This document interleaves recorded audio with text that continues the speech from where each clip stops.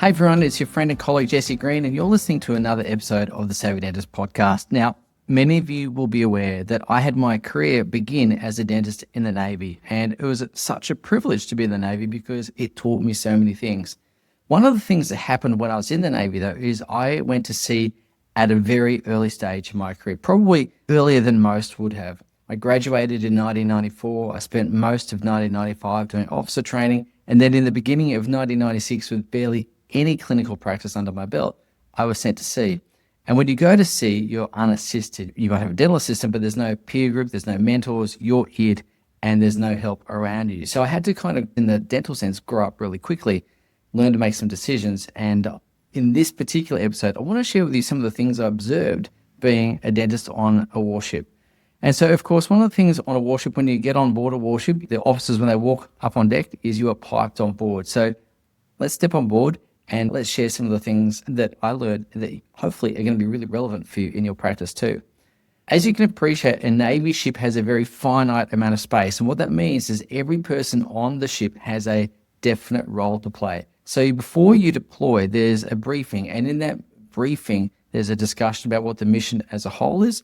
There's the discussion about what our ship's role is within that mission. And then at a departmental and individual level, there's the discussion about what role we as people are going to play in the overall picture as well. And so one of the things I really learned is that very early on in my naval career is in that environment, it's very important that every person play their role. Because, for example, if the communications team don't do their role, the ship loses contact with its surroundings. If the navigator doesn't do their role, the ship gets lost at sea. If the supply and logistics people and the chefs don't do their role, then there's no food on board for the chefs to cook and everyone goes hungry. And it's the same even with the dental team. Our role was to make sure people were dentally fit and they didn't become dental casualties. That was our role on the ship. And so it's really important to understand that in every team, there's a role to play. And in your dental practice, there's a role for every person on your team to play. The difficulty is for some people on your team, they're not clear about what the mission is. They're not clear about where you're taking the ship as the captain of your ship, and they're not clear about their role within that mission as well. So our job as the captain of our dental ship is to provide that clarity, to outline the mission, to outline the individual's role within that mission and how they can succeed in that role. In a small practice, oftentimes you can have loose and informal structures and your team operates almost like a band of pirates. You can have corridor conversations, you can overhear what's happening within the practice, and you can kind of almost manage by feel or by touch. But as your practice scales, as it gets bigger, you need to introduce some organizational discipline, much like a Navy ship has. And so within that, there comes higher levels of organization, higher levels of clarity required, higher levels of people management required. And so as you go through the process of firstly growing your practice and then scaling your practice, ultimately it's all about how do you become a Navy rather than a band of pirates. How do you have organizational discipline? How do you have the right amount of structure in place without being too structured so that you can achieve your goals, achieve your mission, and set sail in the direction of what that looks like for you? So in any team, sometimes people assume that one role is going to be more important than the other. Now, oftentimes in a practice, we assume the dentist's role is the most important because they're the revenue generators of the practice. And it is a very important role. Just like on a Navy ship, the captain's role is really important, but in fact, it's critical. But at various times, other, I suppose, lower roles in inverted commas assume higher levels of importance or because they can present choke points. For example, on a Navy ship, if the bosun's mate isn't doing their job, you're not going to be able to pull away from the wharf and get out to sea. Or if you're coming into port, you're not going to be able to tie up and get on and off the ship safely. So that's a very important role at that particular time. In a restaurant, obviously the chefs who prepare food and the dining staff that serve the food, very important. But what about the dishwasher? If they're not doing their job, then there's no plates for those dishes to be served upon and people go hungry. So equally within our practice, we need to understand that sometimes the choke points in our business are often where we might see more junior roles. And so we need to understand the value of those roles, resource them appropriately, train them impeccably, and make sure that we are providing all the support we can to make sure we don't create choke points, but rather create throughput instead, particularly as we look to scale up. In your journey of scaling up, and as you go from pirates to Navy, your systems also need to scale with your team. It's really critically important. One of those key systems is marketing, because if you're going to scale, you need an evergreen supply of patients. And there's really three key elements to marketing. There's the ability to recruit new patients, which involves both internal marketing and external marketing. External marketing might include Google Ads, SEO, Facebook ads if that's appropriate, and so on and so forth. The ability to retain your patients is really critical because it stops people leaking out of your database. And that's going to come back to things like your recall system, following up incomplete treatment, understanding how to prevent cancellations and no-shows in the first place, and secondarily, managing them should they occur. So when it comes to marketing, it's about recruit, retain, reactivate.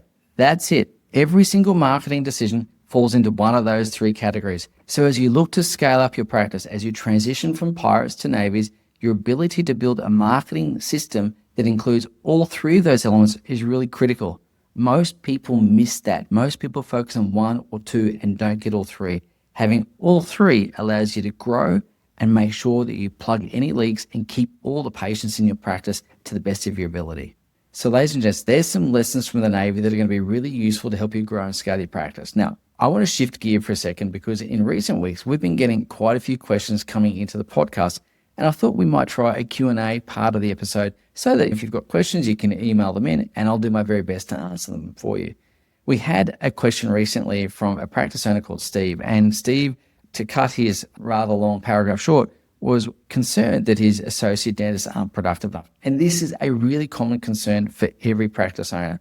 The reason it's important is that if you're going to create leverage in your practice, you need to make sure that your chairs are working hard for you. That means your associates need to be productive. So there's a couple of things I want to share with you. The first thing is your associates need to want to be productive. Now, my experience is that if they want to be productive, we can train them to be productive, and I'll cover what that looks like in a second. But if they don't want to be productive, there's nothing I can teach, nothing I can train that's going to be able to move that person into becoming productive. It's like trying to steer a stationary car. It just doesn't work. You're going to waste a lot of time and a lot of energy there.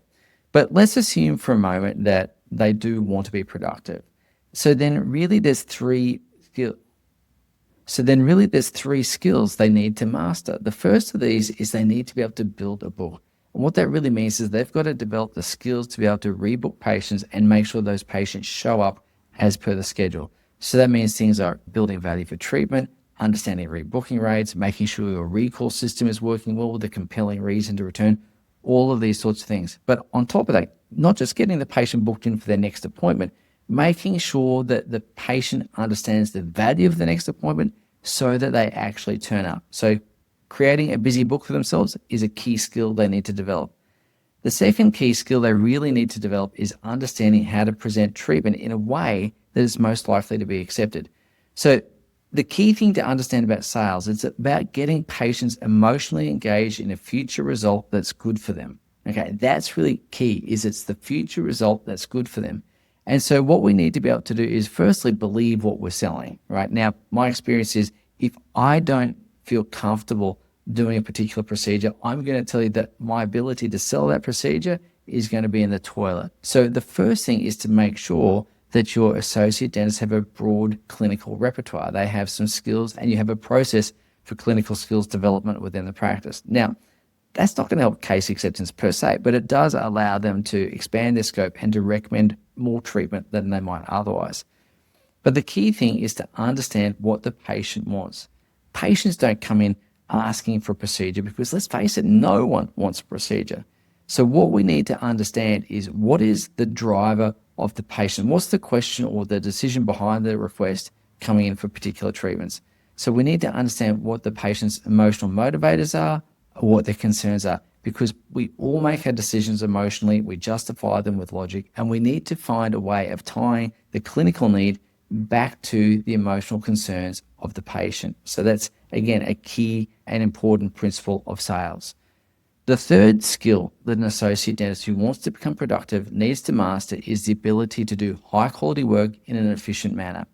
Now, of course, being efficient comes back to, in a large part, taking on the right work. So we need to have some parameters about what cases we take on, which cases we don't take on, which ones we refer out, and so on. And so if you were to draw a 2x2 grid, we want to have a grid that says easy patient on the horizontal axis and easy case on the vertical axis. And in that upper right-hand quadrant where you've got an easy case on an easy patient, that's where, particularly if you're taking on a new procedure or a new skill, that's where you're going to start. You're going to start in that green zone. Where people come unstuck is taking on difficult cases on easy patients or easy cases on difficult patients. And we call those kind of the amber areas. And that's where oftentimes people get stuck. And of course, the no-go area is the difficult case on a difficult patient. And one of the things about getting a little bit of experience and having a little bit of grey hair like I do is those areas start to become less and less orange and very much green and red. So you become very clear about what you will do and what you won't do. And that takes a bit of time, it takes a bit of training, and it takes a bit of guidance from you as the principal to outline some of the pitfalls they might experience should they take on an unwise case. Of course, when it comes to clinical efficiency, one of the things that I think is almost a lost skill is four-handed dentistry. Having highly trained DAs, having highly trained dentists who can work with their DAs really does improve efficiency throughout the workflow as well. So again, something to consider there. So Steve, those are the 3 skills that you need your associate dentist to master. You need them to master the ability to build the book, to have cases accepted, and to work to a high standard in an efficient manner. And that's all assuming that they actually want to be productive. So I hope you find that helpful. All right, team. So that's it for this episode. I can't wait to see you on the next show. In the next show, we're going to talk about culture, and we're going to be talking about growing culture from the ground up. And this is going to be really important, and it's going to help you create a really good environment in your practice. And I guarantee you that if you get this right, you're going to create the seeds of success right there. So until then, we'll see you soon. Bye now. Hey everyone, it's Jesse here. I hope you enjoyed that episode of the podcast. If you're looking for some more tools, some more insights, some more inspiration to help you create a practice that you love, as well as a life that you love, well, head across to savvydentist.com and check out all the goodies that we have there waiting for you right now.